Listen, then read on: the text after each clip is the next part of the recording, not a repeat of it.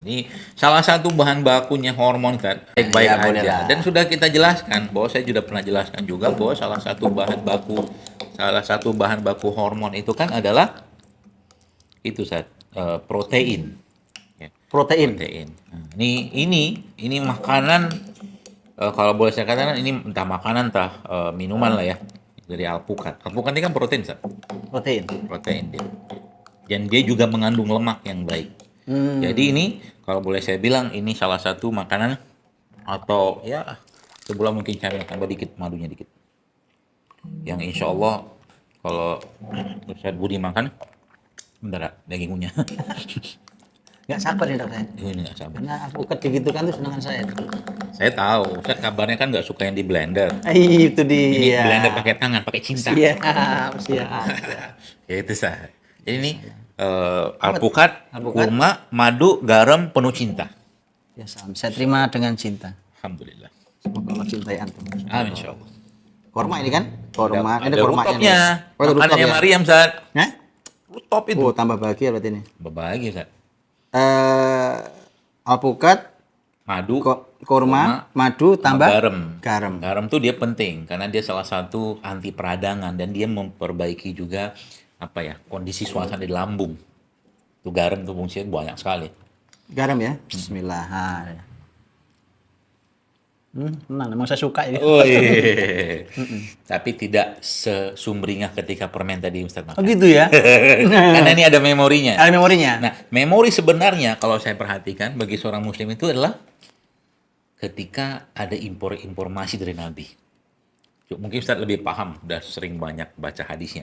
Ketika para syuhada itu atau mungkin calon syuhada itu disampaikan tentang kalian akan ketemu bidadari, kalian segala macam. Itu memorinya, memori apa finalnya. Sehingga apa? Nggak ada apa-apanya nih kayak beginian. Ketika ada seorang sahabat yang di zamannya perang Badar, ketika Nabi mengatakan, siapa yang berperang hari ini dan terbunuh hari ini, maka Allah akan menyiapkan kepada surga seluas langit dan bumi. Tiba lagi ketika lagi makan kurma. Korma, sehat lagi korma. Benar kan? Lagi makan kurma, Dibuang dia. dibuang sama dia. Karena apa? Udah ada memorinya. Kata sahabat, innahala hayatun tawilah. Kalau saya makan kurma terus jadi hidup lagi terlalu panjang hidupnya. Karena sudah dijanjikan surga. Sebenarnya memori terindahnya bukan ini, Ustaz. Kebahagiaan yang nanti yang kata Allah kata Nabi SAW dalam sebuah diskusi saya mungkin Ustaz pastinya Ustaz lebih paham lah. Aku akan menyiapkan surga yang tak pernah terlintas di matamu. Betul. Tak pernah terdengar dengan telingamu, tak pernah bisa rasakan oleh hatimu. Masya Allah. Betul. Itu memori terindahnya. Karena emang bukan kampung kita di sini. Ngapain dunia susah hati? Bener. Susah hati makan alpukat, makan kurma, makan madu, makan kojek. Banyak orang kadang-kadang nggak habis pikir saya. Baru umur 20 tahun, udah ubanan. Uban itu kan tanda-tanda penuaan. Oksidasi. Sekarang kan banyak orang gitu. Saya lihat ini umur 20 tahun, udah ubanan, udah kena darah tinggi, kencing manis pula. Ini semua. Ada itu nggak dok ya? Saya suka pikir karena kan ada ayat yang gitu ya. Ketika kiamat itu kan hari ketika bayi lahir pun istilahnya dia menjadi beruban. Betul, kan? betul. Yauma ja'alul wildana syiba. Anak-anak menjadi beruban. Kan kalau kiamat itu kan ini dok. Kalau kiamat tahu sendiri kan menakutkan lah gitu ya. Gambarannya kita nggak nyampe lah. Makanya tidak ada orang beriman saat hari kiamat, gitu kan? Karena jelas itu tidak mungkin Allah menakuti hambanya yang beriman dengan cara yang semenakutkan itu. Artinya gini, apa ya hubungan antara tadi kan uban tuh masih muda, belum waktunya ubanan, terus kok ada pembahasan tentang bahkan bayi itu kalau ada di hari kiamat itu dia akan beruban. Langsung beruban. Kiamat itu kan apa dok? Menakutkan, menggelisahkan. Orang tuh kan sudah nggak karuan suasana hatinya. Apa itu kali ya gambarannya, Dok? Sederhana, Kak. Gimana tuh? Gampang. Kayak gini. Saya taruh dulu nih. Kayaknya pembahasan kiamat ini perlu permennya taruh dulu. Agak berat ini, Ustaz. Semua yang Allah ciptakan nih, Ustaz. Dia dalam keadaan seimbang. Dalam keadaan. Tugas kita itu mengatur, menyeimbangkan agar jangan tidak seimbang. Nah, ini kan bahasa Al-Qur'annya begitu, tapi bahasa bahasa selnya, nah, bahasa selnya adalah semua elektron atau sel kita itu ada elektronnya, ada proton, neutron, segala macam. Ada yang positif, negatif. Dia berputar untuk berpasangan. Duk, duk, duk, duk, duk, gitu. Satu tingkat kecemasan pada diri seseorang atau cemas, stres, menakutkan, ketakutan, memisahkan elektron dari tek, hilang deh, tek. Ini kabur nih. Entah kemana dia, dan dia bersifat destruktif. Merusak berarti ya. Rusak dia.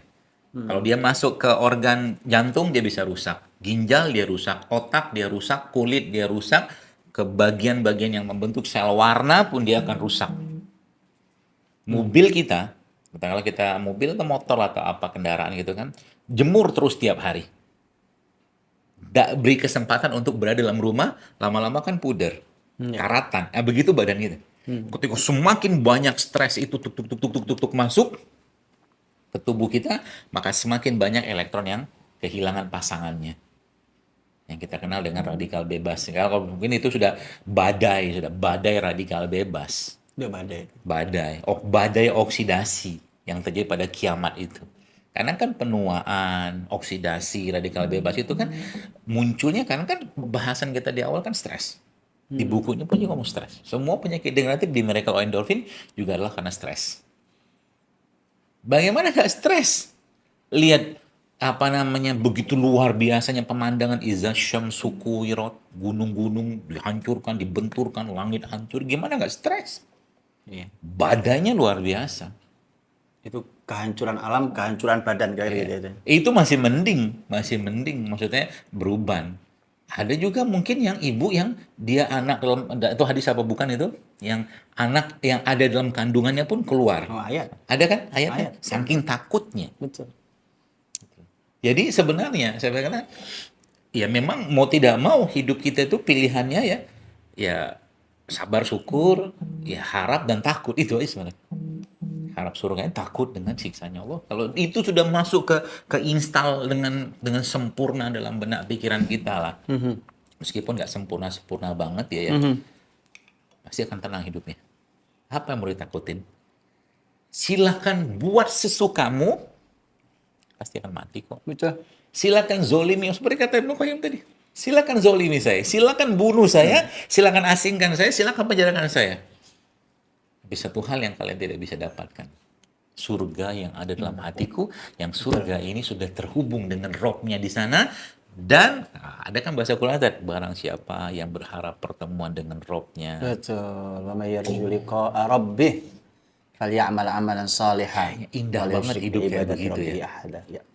Sehingga itulah yang saya bayangkan ketika sosok Bilal bin Rabah radhiyallahu ketika kematian menghampirinya dikatakan marhaban ya maut. Selamat datang wahai kematian. Dia katakan waktu itu istrinya nangis, Dok. Ya, terus. Bilal tuh waktu sedang sakaratul maut istrinya nangis. Kata Bilal, jangan nangis. Jangan sedih, jangan sedih. Ghadan nalqal ahibbah Muhammadan wa sahbah. Masya Allah.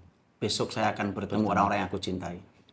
Kan Muhammad dan sahabat yang lain. Masya Allah. Rasul sudah meninggal. Kalaupun esok saya meninggal, sesungguhnya saya bertemu orang yang aku cintai. Rasul SAW. Ada orang beriman kayak gitu ya? Dan sama juga dengan kalimat yang diucapkan oleh Utsman. Betul. Waktu luar biasa dalam sejarahnya Ustaz lebih paham lah. Penyiksaan yang dilakukan oleh ada yang mengatakan Utsman, misalnya biarkan kami menghentikan ini. Tapi Utsman nggak mau kan? Betul. Orang udah disuruh puasa. Puasa. Besok kau akan berbuka bersama. Besok buka bersama kami, Utsman. Menjelang maghrib belum meninggal. Menjelang maghrib ya? Persis. Buka puasa. Akbar. Persis. Menjelang maghrib belum meninggal. Rumahnya diterobos oleh para pendemo besar yang bawa senjata itu, kemudian dipenggal persis menjelang maghrib. Dipenggal, Ustaz? Penggal kepalanya. Dipenggal kepalanya saat beliau sedang membaca Al-Quranul Karim. Dia punya mushaf sendiri. Iya. Itu mushaf haknya khalifah. Mushaful iman istilahnya. Penggal kepalanya kemudian sampai darahnya muncrat ke mushaf. Masya Allah. Itu yang diabadikan di museum Turki itu. Oh, masih ada ya? Masih ada dan itu yang diduplikasi di banyak negara. Mushaf itu dan satu takdir Allah yang menarik tuh disebutkan bahwa darahnya itu waktu itu beliau sedang membuka surat Al-Baqarah dan muncrat pada ayat fasayakfikahumullah wa huwas samiul alim. Pas banget ya. Allah yang akan menangani mereka. Allah cukup kan. Jadi begitulah, itu orang-orang beriman. Indah hidup mereka itu. Indah hidupnya indah, Jadi, matinya pun indah. betul, hidupnya indah. Menghadap Allah juga indah. Masya Allah. Jadi orang-orang beriman ini, Masya Allah, itu kenapa dok? Jadi salah satu doa yang diajarkan Nabi itu minta agar jiwa ini dianugerahi takwanya. Allahumma ati nufusana taqwaha. Ya Allah, berikan pada jiwa ini takwanya. Wa zakkiha, dan sucikan ia. Anta khairu man zakkaha. Engkau sebaik-baik yang mensucikannya. Anta waliyuha wa maulaha. maulaha. Engkau walinya, engkau yang akan melindunginya. Engkaulah maula hatiku ini. Kesimpulannya manusia yang memiliki jiwa itu pun dia tidak bisa mengontrol itu ya. Artinya gini dok, berarti dengan itu orang beriman yang baik itu mestinya menjadi orang yang sangat sehat. Orang yang beriman yang baik Mestinya orang yang paling mestinya sehat. orang sehat. Dan mestinya orang yang paling pintar. Bukan paling pintar, tapi pintar. Hubungan dengan pintar? Oh jelas lah. Karena memang kalau isi perutnya benar, ususnya benar, otaknya pasti benar.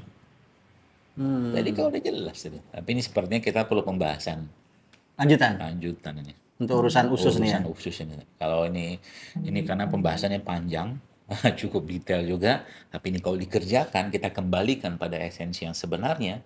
Subhanallah, saya sangat yakin kejayaan Islam ini akan pelan-pelan lah ya kita wujudkan. Ini hadir generasi baru mestinya. Generasi baru. Generasi baru ya, yang artinya perbaiki hati, bersihkan ususnya, lambung ususnya ini, gitu ya. Kemudian nanti akan tumbuh generasi yang memang sangat baik. Kalau bahasa kesehatan kemarin dokter sampaikan moodnya bagus. Moodnya bagus. Bagus sekali. Gennya terbaiki, keturunan berikutnya juga baik. Kecerdasannya juga luar biasa. Pantas ya dok ya, hari ini juga banyak ilmu yang tidak ditemukan, banyak masalah tidak ditemukan solusinya oleh ilmu. Banyak banget. Iya kan? Banyak. Lah, Karena apa? Urusan corona aja nggak ada obatnya katanya gitu. Katanya begitu. Padahal ada sih. Kat- Pasti ada lah. Kan liku lidah indah waut. Iya. Kita yakin Tapi begitu. tapi ada buntutnya dok. Apa tuh? Hadis itu ada buntutnya. Ma anzalallahu da'an illa Iya. anzala dawa'an alimahu man alim jahilahu man jahil. Allah yang kasih tahu. Iya, jadi gini teman saya, kalau ada penyakit nih, anggap umpamanya yang lagi terjadi adalah wabah corona gitu ya. Kemudian setelah itu apa ya bahasanya? Banyak pakar mungkin seluruh dunia sepakat mengatakan tidak ada obatnya, umpamanya gitu. Nabi mengatakan alimahu man alim. Obat itu pasti ada. Pasti ada. Cuma yang tahu dia tahu. Wa jahilahu man jahil, tapi yang jahil ya jahil. Tapi masa seluruh dunia jahil dok? Iya, Allah alam sih. Itu urusan dunia lah. Iya. Kalau kita mah Artinya begitulah, maksud saya banyak ilmu yang manusia itu kalau tidak dibukakan Allah nggak dapat. Sehingga ketika ada masalah itu dia perlu waktu sangat lama untuk menyelesaikan itu.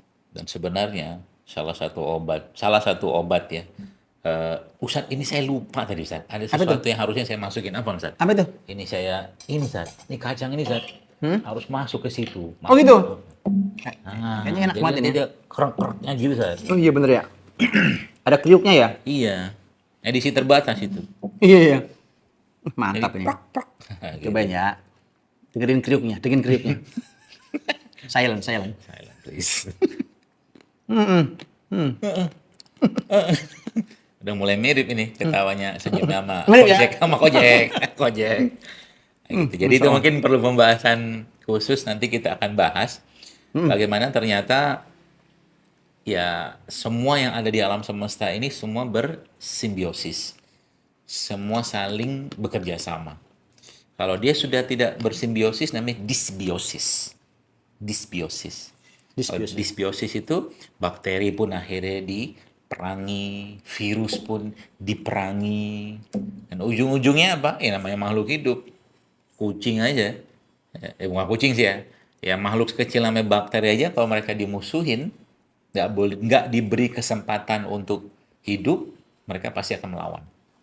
Udah mekanisme pertahanan makhluk hidup itu. Makhluk hidup. Nah, dalam tubuh manusia ini banyak makhluknya di luar manusia itu sendiri. Makhluk tersebut namanya salah satunya bakteri.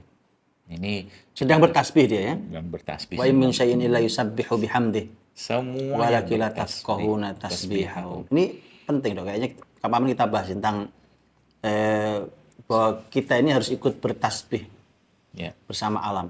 Kalau bahasa Quran, kalau Nabi Daud dibalik. Jadi alam ini semua ikut bertasbih bersama tasbihnya Daud. Iya. Makanya kemudian menjadi Masya Allah itu. Iya. Oh, Daud, kan katanya Dok, kisah Daud dan Jalut. Heeh. Ada Talut dan Jalut kan, yang Jalut pemimpin yang badannya besar, zalim kan mati. Yang bunuh siapa? Daud. Daud. Masih bocah Daud. Iya. Fisiknya kayak apa itu kan? Iya. Itu yang kalau dia bertasbih maka alam, ini semua alam nih bertasbih. Kita perlu banyak tasbih untuk hidup. Ini subhanallah nih. Saya kalau Iya, saya iya, kadang-kadang iya. jujur kalau lihat-lihat kayak begini, saya semakin apa ya? Semakin merasakan Allah tuh sayang banget sama kita. Tapi manusianya yang jahil. Udah diciptakan sayuran, apa ada paprika, ada kurma, ada jeruk nipis, ada jahe, ada segala macam. Kenapa nggak dimakan kayak beginian? Ini obatnya kalian. Ini spare part-nya, ini onderdilnya. Gak sabar nih kita nanti ingin meramu semua tasbihnya alam. Masya Allah. Meramu tasbihnya alam. Iya, meramu tasbihnya alam. Masya Allah. Itu tagline baru. Oh, ada hadis Rasul yang mengatakan, ini mungkin berikutnya. Berikutnya. Bahwa sholatnya semesta itu tasbih. Sholat di atas semesta itu tasbih. Jadi ini semesta, bagian dari semesta ini lagi bertasbih. Kenapa disebut semesta? Karena mereka semua berputar. Oh, oke. Ini semua ada elektron. Kalau kita kan sholat, Dok. Ya. Ya kan, subhanallah itu hanya salah satu rangkaian sholat, subhanallah. Tapi semesta ini kalau sholatnya mereka adalah dengan bertasbih pada Allah. Tadi wa in min syai'in illa yusabbihu bihamdih walakin la tafqahuna tasbihahu. Semua yang ada bertasbih tapi kalian tidak paham tasbihnya. Kita akan bahas nanti ya di Insya Allah, berikutnya insya Allah, setelah kita perbaiki hati kita ini, kita perlu perbaiki makanan kita. Makanya kita. Yang disebut oleh Nabi kemarin, yang bejana kita ini, Iya, lambung kita ini. Lambung Kita, usus kita bersihkan, kita perbaiki. Mudah-mudahan berikutnya betul-betul lahir gen baru. Insya Allah. Lebih baik ya. Betul.